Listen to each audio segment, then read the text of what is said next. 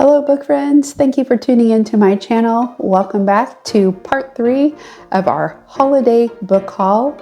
I'm recommending Christmas books for you and your family to enjoy and read throughout the holiday season. A couple days ago, I recommended an Advent book that the whole family can enjoy, but certainly parents will appreciate it most. But I have one for the children, and while it does tend to focus a wee bit on Santa, that's not what the story is really about. Number 1, How Winston Delivered Christmas.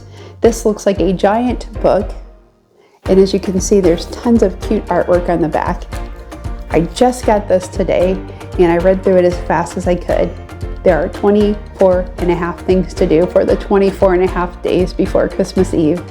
The story is about a little mouse who does something really sweet for a little boy. This does take place in Great Britain, but it is not so British that an American child cannot recognize what's happening and would not understand what's taking place. With each story for each calendar day comes a craft, or something to bake, or something to do, or something to gift. That's what makes this book so special. It helps you understand it's not really about you, it's about giving yourself away, giving what you have to others who maybe need it more than you do. So while Santa gets a brief appearance in here, this book is not about Santa Claus at all. As you know, I'm not a big promoter of Santa Claus. I do know that Saint Nicholas was a real person who gave in helpful ways that really helped those that were in need.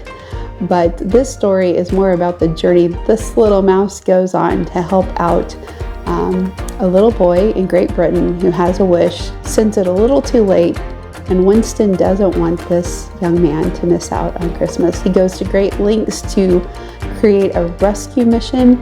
He makes people that you would think of as enemies his friends, and he gets surprised by the friendships he makes along the way. Things work out for Winston, but more than anything, it shows how selfless he is and what he gets in return for his selflessness. Well, it makes the journey worthwhile. I highly recommend this book because it has a story for every day, beginning December 1st, all the way through December 24th. And with each story comes some fun thing for grandparents to do with their grandkids, for moms and dads to do with their kids, for that homeschooling parent who's looking for crafts for the whole family, for that teacher who's looking for classroom ideas. This is it.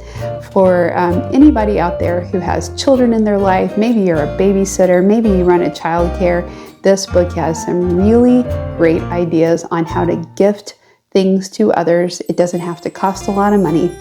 It's about loving others. It's about caring for others, and Winston does a good job of this. I didn't think I would like a book that has one little page devoted to Santa Claus, but the story is so much bigger than Santa. I also love the narration and the artwork. This person should be making animations. Very talented artist, very beautiful artwork, and darling story. Get this book today. Number 2, Silent Night. I highly recommend this. Joseph Moore wrote Silent Night in 1818. When the organ in his church gave out, they had to sing something at midnight mass, and they sang this poem turned to song with a guitar. Now it is the most beloved Christmas carol of all time. Some have estimated Silent Night has been translated into 200 languages, and other history books actually suggest it's been translated into over 250 languages and dialects. I love the artwork in this. I wish there was wrapping paper in this artwork. I wish there were Christmas ornaments in this artwork. I wish that there were Christmas cards with this artwork. It's a gorgeous book. It gives a brief history of the carol, Silent Night. In the back of this book, the author discusses why Silent Night is so well known, shares a brief history of how it traveled around the earth and made it to other kingdoms and nations. And then finally, it talks about how in World War I, when there was a ceasefire on Christmas Eve, it is believed, rumored, we don't have facts on this, that everybody on each side of the trench during World War I took time to pause and sing Silent Night in their own language, which is beautiful. If you think and believe that really happened, that means a song carries some power and impact. The artwork is beautifully done. This is a hardback book. You can see, here's the back cover. The The little star and the words, to me, when I opened the package, it seemed like they almost glowed in the dark. I don't know that they do, but this is a gorgeous book. I would get it for grandkids, kids, classrooms, Sunday school classrooms, homeschool co-ops.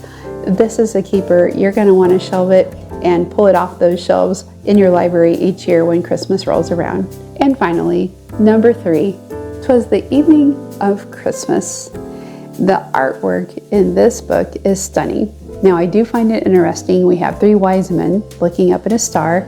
Some people teach that 3 kings came to see the Christ child. Some people teach that 3 wise men came to see the child. Most likely it was kings and kingdoms sending the wise men of their kingdom to see the Christ child. We also know from history that this did not all happen in one nice, neat evening. We believe that the 3 wise men and their people who would have traveled with them probably arrived 18 months to 24 months after Christ's birth. But traditionally, most plays show the shepherds and the wise men showing up to see the birth of Christ the same night. So it's with this thought in mind this book was written. This book has the same rhyming and meter as 'Twas the Night Before Christmas. I would say this book is more beautiful because the story is true. I would say this book is well done because it's gentle, it's quiet, and there is some mystery surrounding the birth of Christ. There is some mystery about why shepherds were alerted. There is some mystery about how wise men were drawn to this birth of a new king. I find that kids are very likely to understand this story as real and precious and meaningful. So if you're trying to add those qualities to your Christmas this year, this book will do it. Again, we're all kids at Christmas. It doesn't really matter your age. Get this book, put it on your library shelf, and use it year after year to read to those you love. I don't care where you get your books. You can get them wherever they're cheap. I did want to mention that sometimes I get my books at a company called A Books. I sometimes get them at Alabri Books. I sometimes get books from World of Books. In fact, I've ordered a CD from there that's coming from Great Britain. There's something called Thrift Books. There's also Walmart.com. Sometimes that's where I found the best bargains for my kids. And you can go to Amazon.com or BarnesandNoble.com. You can go to the stores. If you have a used bookstore or a small book owner in your community, I'm all about promoting small businesses. I'm all about promoting used bookstores. I'd rather see a book used again than just tossed in the rubbish. So also try those places. Keep in mind your small businesses this week as you're shopping for good reading material for all the people that you love in your life, and decorate with these beautiful books. They're so gorgeous. Use them all season long. Once Thanksgiving is over, start bringing them out. Pull them off the library shelves that you've created for yourself and get to reading them with those you love. Remember, you can reach out to me through my Facebook page called The Book Judge. You can always comment below on my YouTube channel, The Book Judge, and you can reach out to me through my private Gmail account, bookandgavel@gmail.com, and I will get back with you. I'd love it if you shared your favorite Christmas stories and traditions with me. Remember to pull these books out year after year, read them over and over, and build these memories with your grandkids, your kids, your nieces and nephews. Enjoy reading them for yourself. I look forward to seeing you again. I'm probably going to make 2 or 3 more recommendations for books to enjoy this season, and then we're going to start talking about gifting the best books possible to the book lovers in your life. Take care, book friends, and we'll see you next time. Goodbye.